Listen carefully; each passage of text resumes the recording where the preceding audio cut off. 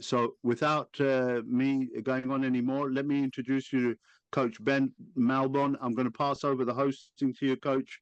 All yours. Fantastic. Thank you, Coach. And thank you for having me. It's an experience that I'm very much looking forward to, and hopefully we can all get something out of. So, right, there we go.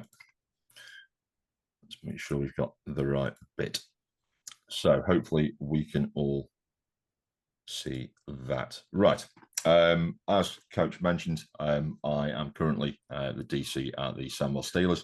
And I'm very privileged to be able to talk to you today about how we develop pressures in a 4-2 hybrid defense. Now, for me, pressure is a wonderful thing, and it's something that, rather than simply adding things for the sake of it, I believe takes a bit of forethought and a bit of development to get it to where you want to be. So, about me, it has been a journey, and this journey hasn't ended yet.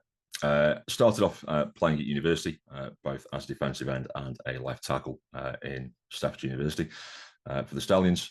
Rapidly got involved with the local adult team, the Staffordshire Surge, played defensive end.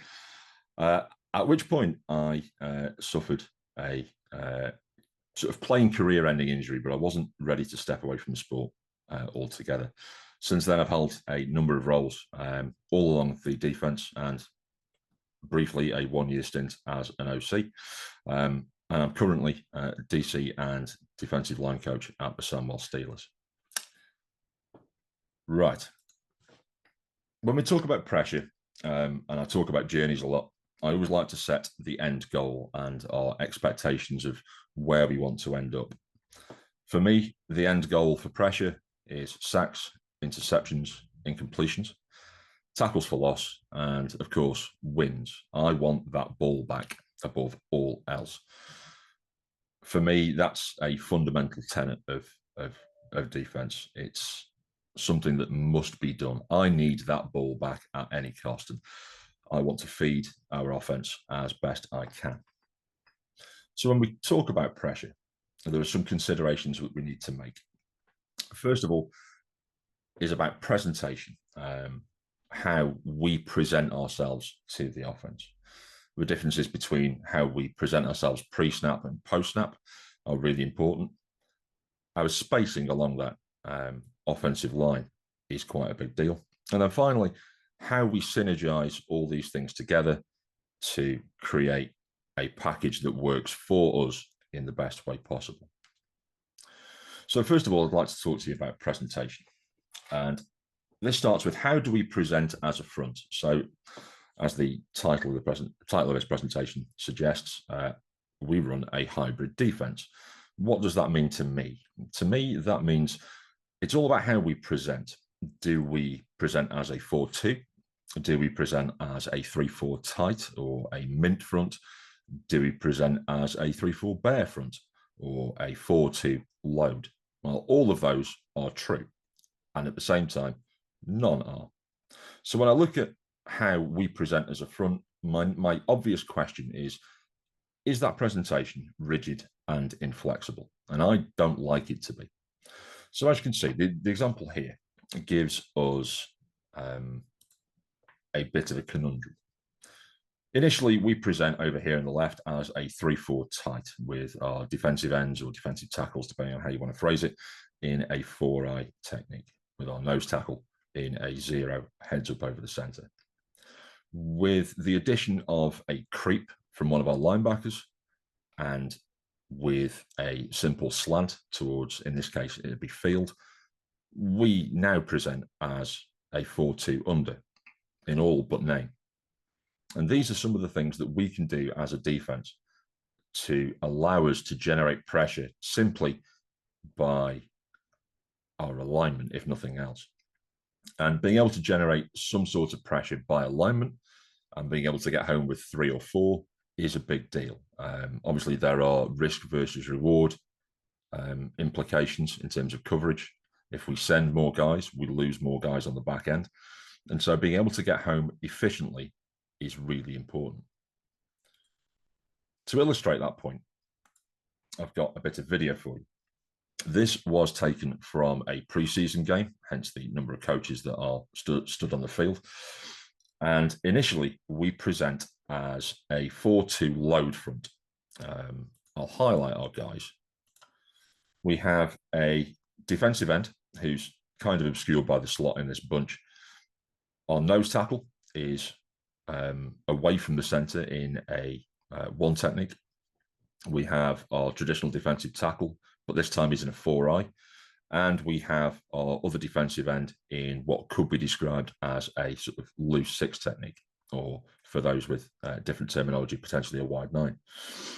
Now, prior to the snap, we show this, and instantly, through a little bit of movement, we end up with a couple of free rushes, simply because of the pressure that our alignment imposes upon that defense. Right. Let me see if I can play this for you. Immediately, you'll notice that the nose tackle crosses the face of the centre. Now, in doing so, he takes the guard with him.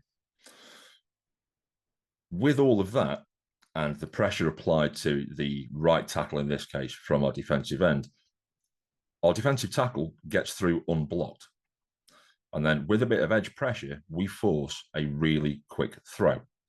Now, this throw was far too fast for where this required it to be, and as such led to an interception for our middle linebacker. And that's the sort of thing that I love to see. I'm getting home with 4, generating pressure, generating a free rush straight through to the running back. And in doing so, forcing a hurried throw, forcing an incompletion, or in this case, an interception. It's minimal risk, high potential for reward, in the sense that we're not sending any extra guys. And by not sending extra guys, we maximize our efficiency overall. So I mentioned that we cross-face, and this is a sort of diagram of that particular pressure. Crossing face to me is really important. It sets up a few things. First of all is gap exchange. You can obviously gap exchange between lineman and linebacker, run some games all across the offensive line. But the big issue is time. If we cross face, there is a great opportunity for us to add time in terms of readjustment for offensive linemen.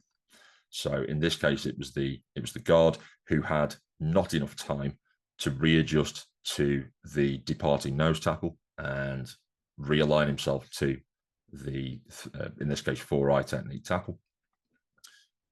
That's what created the free rush. In addition, crossing face gives offensive linemen some sighting issues. If we were to walk linebackers up behind one of those gap exchanges, there is going to be a period of time where that offensive lineman is unsighted to the linebacker. That again speeds things up in terms of his ability to readjust, and is a big deal in terms of how we want to attack pass protections. Last but by no means least, I use the phrase baiting.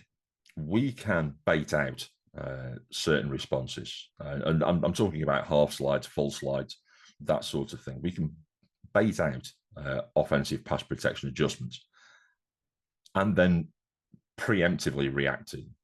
If we know that we line up in this load front and a particular team is going to half slide, we can then dial up an extra rush or an extra 2 guys that we send to take advantage of that in terms of where those empty rush lanes are going to be, in terms of how we're going to attack it through scout. And being multiple, or in this case, hybrid, which is where the sort of name for the defense comes from, having that ability to present yourself in a multitude of different ways causes great issue for anyone that wants to scout you. Anyone is going to have to put a lot of work in to go, okay, under these circumstances, chances are they're going to present like this or like that, or however it may be. That's all pre-snap. Pre-snap to post-snap. This is where, for my money, we get the most bang for our buck. We can cause substantial issues for the offensive line in terms of pressure by presenting one way pre-snap and presenting a completely different way post-snap. Now, in this instance, as you can see, we have a 4-2 under, if we assume that we are strength to the left, presenting in a 4-2 under front pre-snap. Post-snap, the offensive line effectively deal with 3-4 tight. We drop off one of the defensive ends, in this case in a simulated pressure, bringing the outside linebacker or nickel off the edge to give us that 4-man rush back, effectively. We are taking from one and adding it back on another. This also calls into question the sort of next topic, which is spacing, but we'll get to that in a minute. To illustrate the point here about how things look pre-snap compared to post-snap, what I also like to look at is what happens to the pocket. Now, in this case, on the left, we presented in 3-4 in tight. Thanks to the movement of our defensive lineman, and I'll draw this out for you, we brought our guy in through this gap. We sent our nose tackle over. We sent the other defensive end over, and we wrapped the middle linebacker behind. What this caused is effectively 2 free guys, in this case, both linebackers, clean through to the running back. As you can see, we've tied up resources here, and we've tied up resources here and here, effectively allowing one-on-one with the center with the free guy. And by the time this play was completed, we have tackle for loss. And it's something that I'm really passionate about, is that pressure shouldn't just be a third down thing whereby we're taking on potentially third and long situations. Early down pressure, if we know a team is prone to the pass, or in effect sending almost run blitzes, is something that I'm really passionate about. With that in mind, as I said earlier, we call into question spacing. Now, in terms of the obvious rush lanes here, if we were to send everyone exactly straight ahead, we would end up with an edge rush from defensive end on both sides. We'd end up with the obvious straight ahead rushes from both the tackle and the nose. And effectively, to complete a sort of gap sound assessment, we'd then expect our linebackers to take care of those 2 gaps. With the on-front spacing in the 3-4 tight, we take care of that by dictating to the offense where they're allowed to double team. We expect to provoke double team there and double team there by virtue of the fact that both of our defensive tackles have B-gap responsibility. This then leaves our nose tackle in a 2-gap situation versus the nose. But should, for any reason, one of these guards decide they have to pick up our nose tackle, we're then taking away a lot of space inside just by virtue of spacing. Being able to do that is a key to changing our spacing from one to the other post-snap. In this case, we'll go from that 4-2 under. We'll add a sim pressure from the field, and we will massively dictate to the offense where they're allowed to double team us, simply by virtue of changing our spacing from even to odd. In this case, we intend to tie up definitely the offensive tackle. We intend to draw the guard by virtue of this movement from the tackle here. We, in theory, should dictate that that guard comes down to play the nose tackle, and in the same breath, tie up the center. That leaves the, in this case, left tackle dealing with a rush from an unexpected vector. We're dropping the defensive end into coverage, and behind this effectively nickel blitz, we are rolling our coverage. That way, we mitigate some of the risk that would be incurred by sending the extra man. By rolling both, in this case, Mike and Will, to the blitz, we effectively take away one of the tools for the quarterback, which is the almost age-old rule of throw to where the blitz came from. In this case, if we brief Mike that we're sending our nickel back and this gets scouted, we can effectively call on Mike to undercut any route that the slot receiver might make, any sort of hitch route, basically where the nickel was standing. And we're able to do that because we're changing the way we present. We're changing our spacing. On top of this, I always like to have one of my best pass rushers out here in what I call jack. By having him out here and letting the offense know that he's there, we're more likely to get the help from the back. This is what I mean by baiting things. If we are rushing this guy over and over and he's causing the tackle problems, we can then effectively bait this reaction from the offense. And by baiting it, we effectively then get a free rush to the quarterback. Again, this is only rushing 4.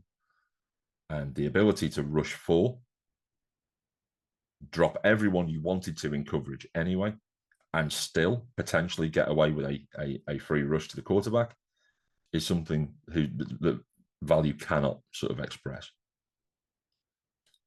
Now, how's about we do it the other way around and we go from odd to even? Well, in this case, we start in the presentation of 3-4 tight, where we would expect the defensive ends to have B-gap responsibility, both here and here. And through the use of a boundary creep, we walk effectively outside linebacker / pass rushing specialist up to the line with a slightly wider alignment. We expect the tackle to want to take care of the inside threat. And if not, he's going to have to communicate it to the guard that he's kicking out to this edge rush. The guard, in theory, based on the 3-4 tight, should expect our defensive lineman to attack the inside shoulder of this tackle. By slanting him inwards towards the guard, we may take advantage of any overset that gets made in pass protection. If he is familiar with us rushing this B gap on its outside edge, rushing it through the inside shoulder of the tackle, there's every chance, if we do it with enough speed, he's going to set outwards. By doing that, we can wrap underneath and get extra pressure. But again, we've changed our presentation, we've changed our spacing along that line. And in doing so, we have, without sending extra guys as such, generated pressure.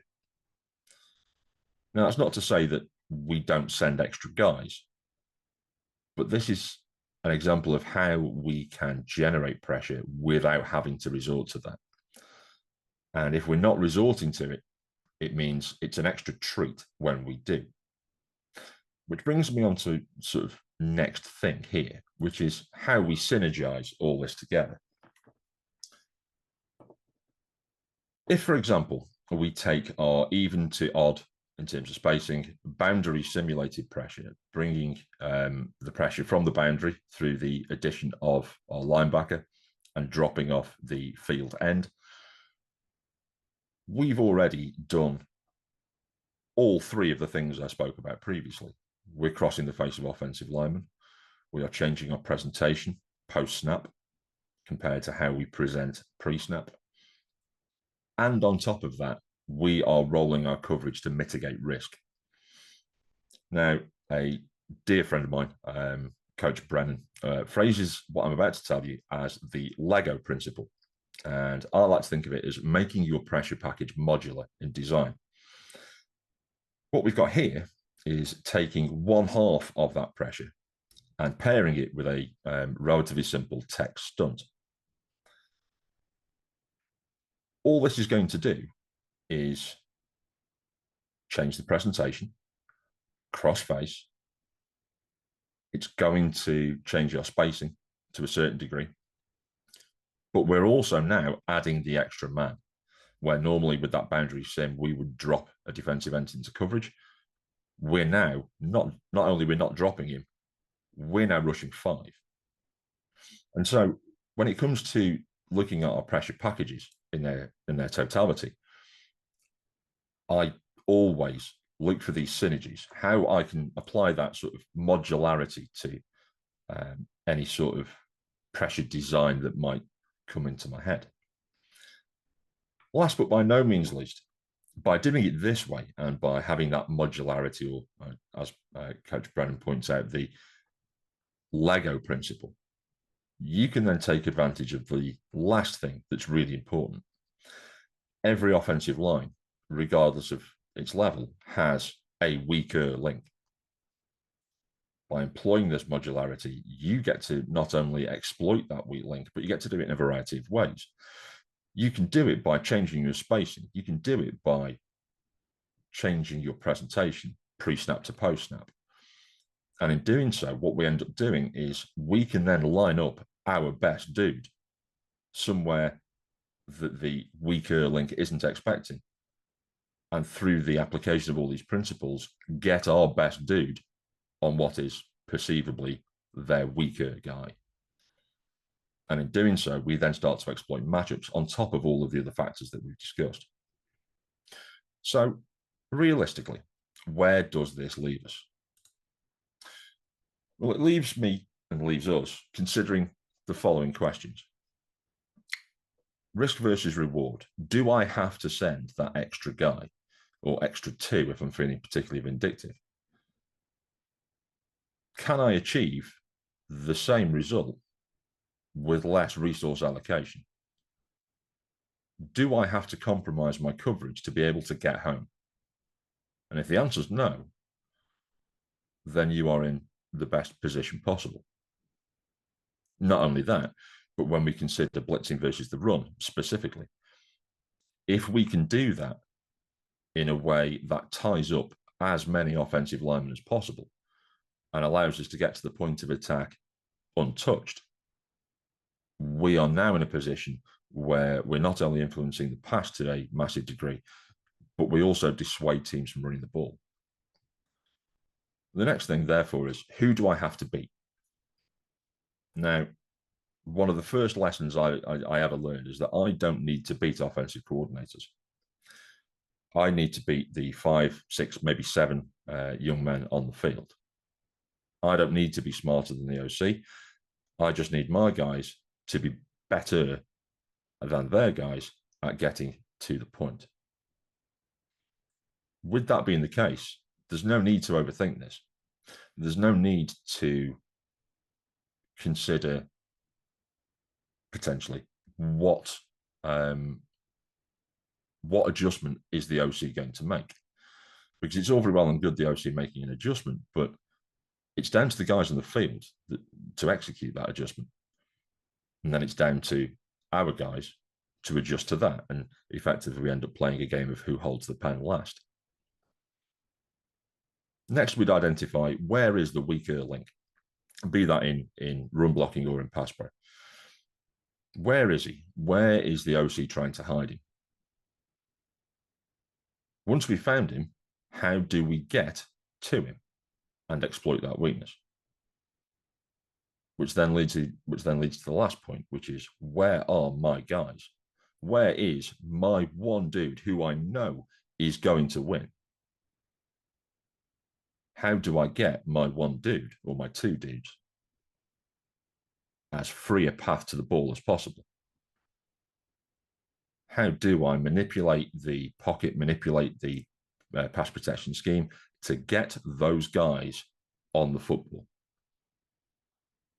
And once we've considered all those things, we start to produce a pressure package that encompasses some subtlety. It encompasses an ability to drop guys into coverage that we might not necessarily be able to do otherwise. It provides our defensive line with the tools to utilize their firepower properly. And with that, we can genuinely create some pressure packages that can ultimately impact the outcome of a game. And if we can do that, then we can start setting our offense up with the ball as best as we can. Because for me, as I said right at the start, the big deal is takeaways. If we can take that football away, if we can get our opposition behind the sticks, if we can effectively nullify the run with as few bodies as possible, we're now setting ourselves up for long-term success and long-term victory. And that's something that I think everybody should be aspiring to. So with that, I have some thanks to give. First and foremost, thank you to Share the Knowledge for having me on this evening. But realistically, it is these guys on the screen. Those are the guys I need to thank because they make my job really easy. They are some of the most coachable guys I've ever met, and I'm eternally grateful to them and to the Steelers organisation for allowing me to do what I do. So if anyone's got any questions, I'm more than happy to have them. And if anyone needs to get in touch, please feel free to get in touch via the artist formerly known as Twitter and via email as well.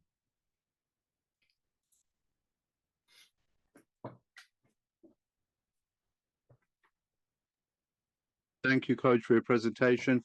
Guys, let's open it up. We've got plenty of time to have a discussion.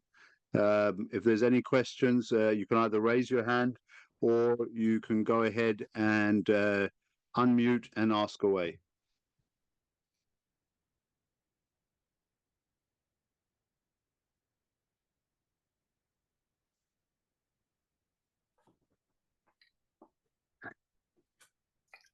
Yeah, really quick, and I might have missed it when you were talking. I'm Lucas Govan. I'm the tight ends and tackles coach at University of San Diego, over in the state.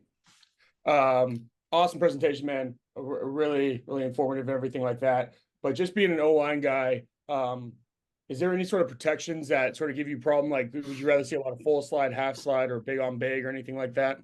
I think realistically, for me, I am not entirely bothered by which particular adjustments or protection schemes we face, because the whole point of having modularity in the pressure package is that should we need to dial something up, we have the building blocks in place to take advantage of whatever gets thrown at us. Now, that said, it's not about what I know, it's about what my guys can execute. So obviously their answer is going to be wildly different to mine. I think potentially getting well-coached, well-drilled, full slide protections are going to be the ones that causes the most problems. But then again, there are counter punches to everything, both that I throw out and that get thrown back at me. Gotcha. Cool. Thank you. No problem, Coach. Thank you. Hey, Coach, just while other people are getting their questions ready, how much time do you spend on getting your timing when you're sending your linebackers and the movement up front? Right. So for me, it's not that I spend time specifically doing this. I always try and make it a product of install and a product of offense versus defense in practice. Now, granted, this usually means that it's in sort of limited contact situations, but whenever we do go live, I want to be throwing everything I possibly can in. Now, that said, that usually means I'm limiting it to maybe 2 or 3 modules per session, and then eventually getting to the point through the course of a preseason whereby we're combining those modules together to fulfill whatever task we have in front of us. That said, the timing can be an issue, but it's usually something that works itself out fairly quickly. Thank you, Coach. Guys, are there more questions? Because I've got several, but I want everybody to ask some questions.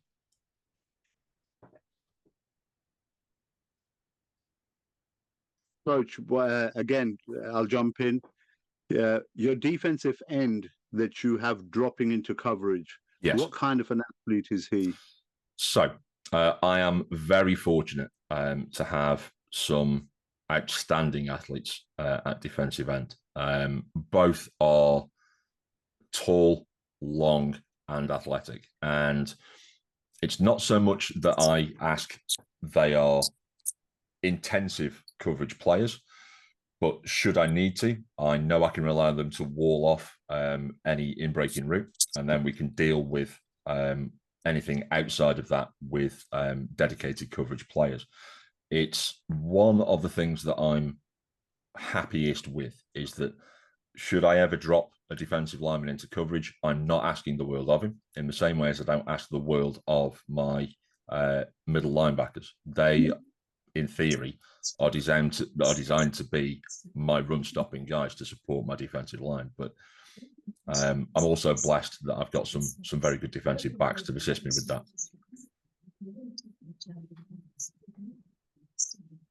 Thank you, Coach. No problem. Does anybody else want to jump in before I ask the next one?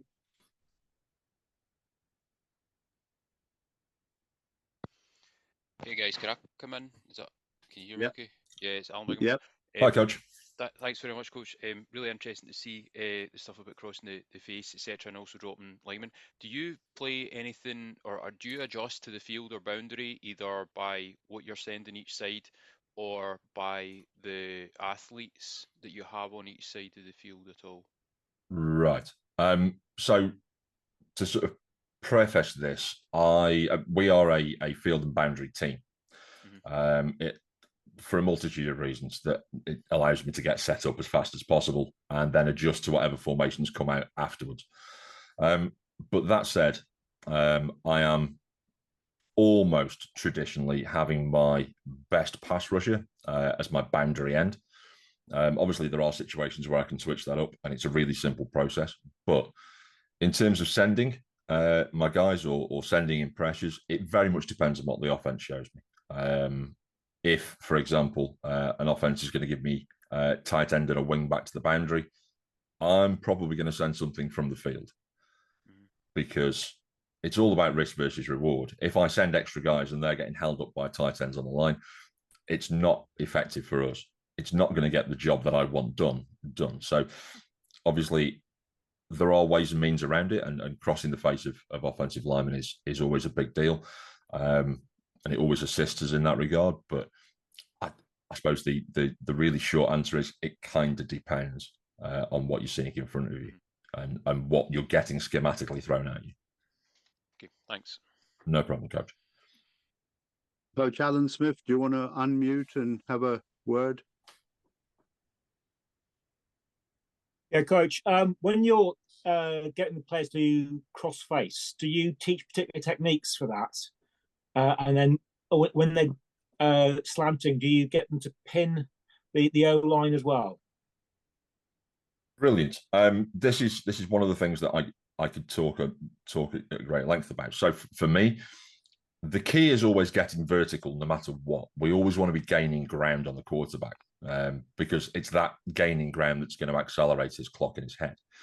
So with that in mind, the way I teach this is you get 1.5 steps to execute your transition from one gap to another.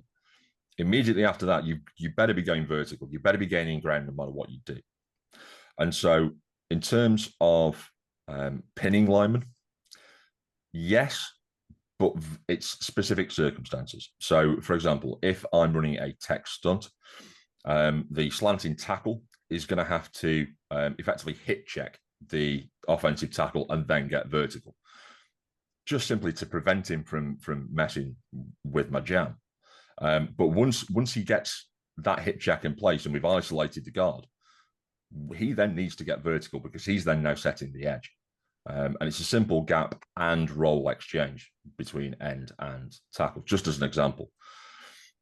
When it's to do with a defensive lineman and a linebacker, and there's that element of verticality to it pre-snap, I would always encourage the defensive lineman to effectively do whatever it takes to take that OL with him, because we want our linebackers, who in theory should be slightly faster, to be getting downhill and getting to the point of attack or getting to the ball as fast as they can.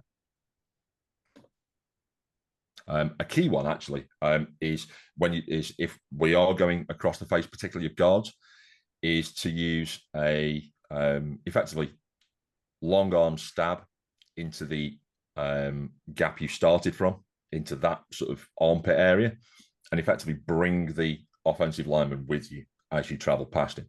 Not only are you going to prevent his downfield progress in terms of slowing him up, but it also commits him to blocking you as the defensive lineman. It commits him because that's the thing that's in front of his eyes. That's the thing that's making contact with him. And once you've got his attention, chances are you're going to keep it, particularly if you're a big defensive line guy.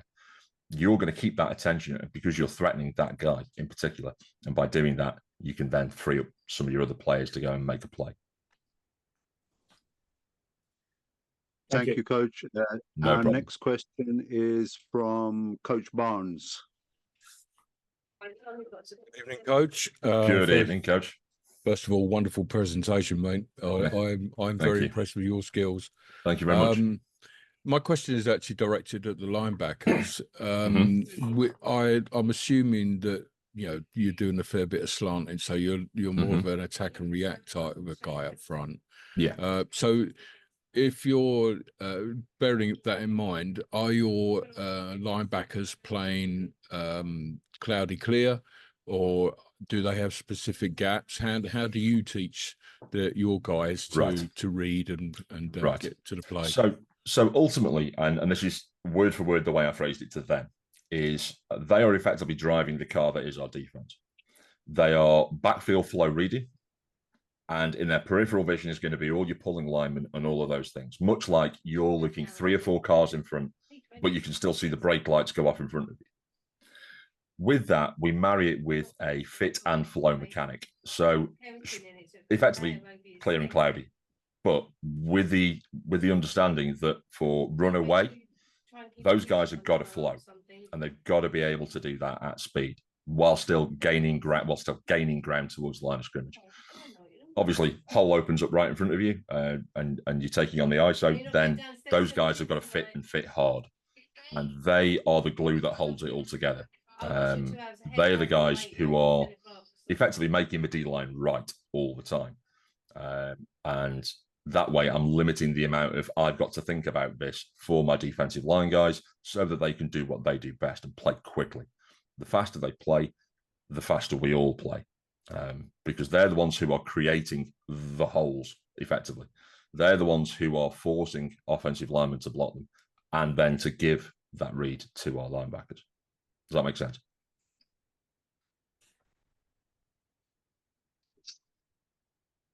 Coach, just another one from me.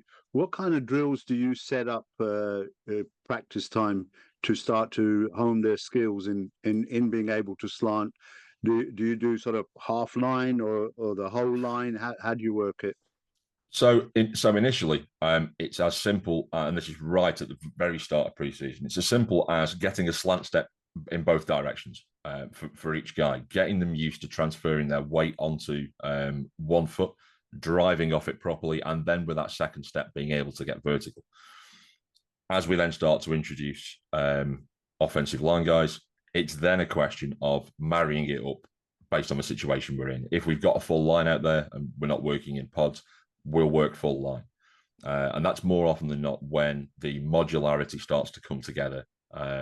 So, for example, as I showed in the presentation, sending that text with a boundary sim half and half so that we can get everybody moving. And the initial results look awful, I'll be honest. But because they're doing it live, they're doing it against offensive line guys who are reacting as offensive line guys would, it allows them to bring that learning curve up much more steeply. Thank you, Coach. No problem. Guys, any other questions?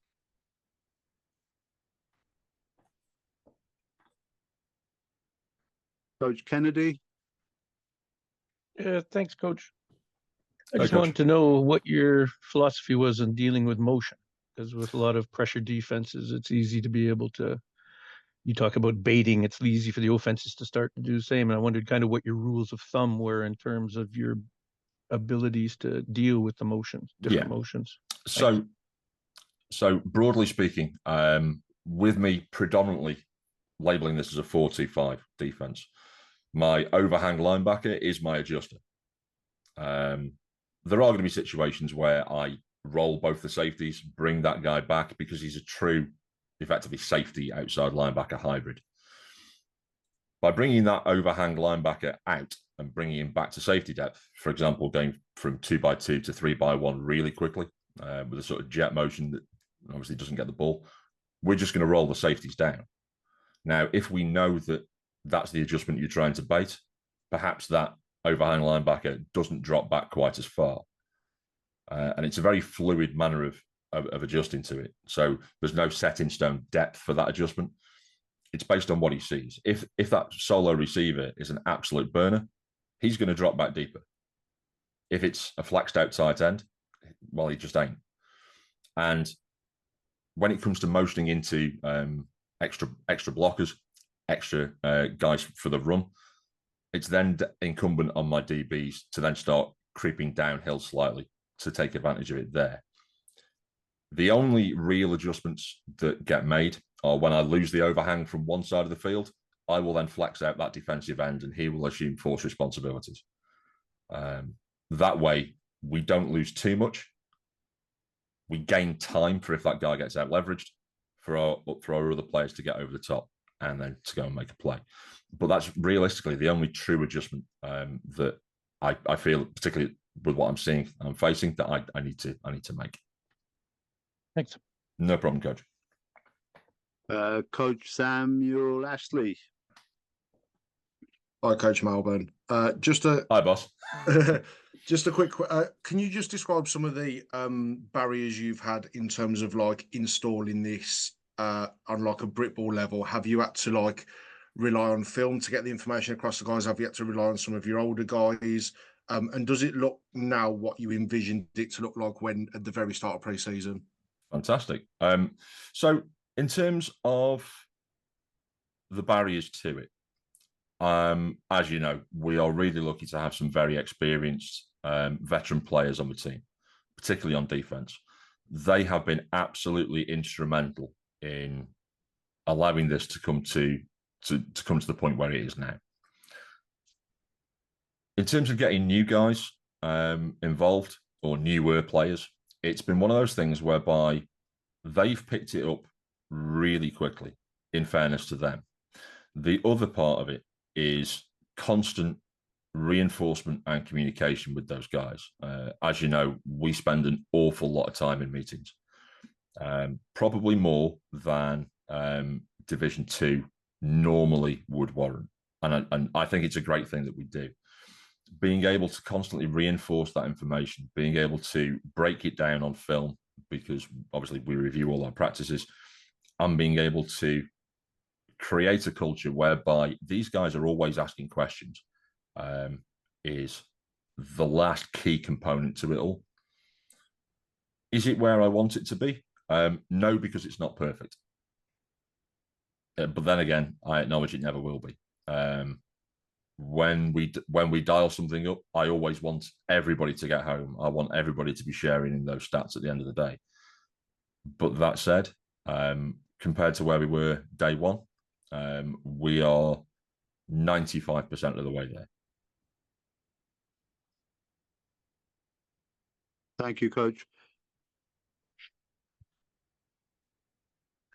Coach, we don't have any raised hands at the moment, but I have one further question for you. No problem. When you have your nickel blitz coming from the outside, he's creeping up, I take it. Is there a point where you coach the middle linebacker that he's going to be going to look? He's looking at the slant or the hitch. How do you get that timing sorted out? So it's a very late creep, in fairness. He may as well be coming from depth for the amount of time involved. The key to it is actually what you do with a middle linebacker. At least that's what I found with the Steelers. If you can get that middle linebacker to stop looking at the quarterback first and foremost, turn his head in the direction he's going to be running and pick up that receiver coming off the line, chances are his instincts are going to take care of the rest. When we talk about rolling that guy into coverage to where that nickel used to stand, he maintains effectively a wall responsibility. That slot receiver does not cross the middle, come hell or high water. By walling it off, we mitigate some of the risk that we've taken by sending that dedicated coverage player. And we also protect our run-first defenders. It's something that I'm really passionate about, is we as front seven guys protect our DBs from the run, and our DBs protect us from the pass. So they are protecting us from those in-breaking routes, and we do our part by walling those guys off. When inevitably the ball is live and the ball is in the air, there is every chance that Mike linebacker takes a look back towards the quarterback and sees the ball in the air, sees it coming, and we end up with interceptions like we had on the video.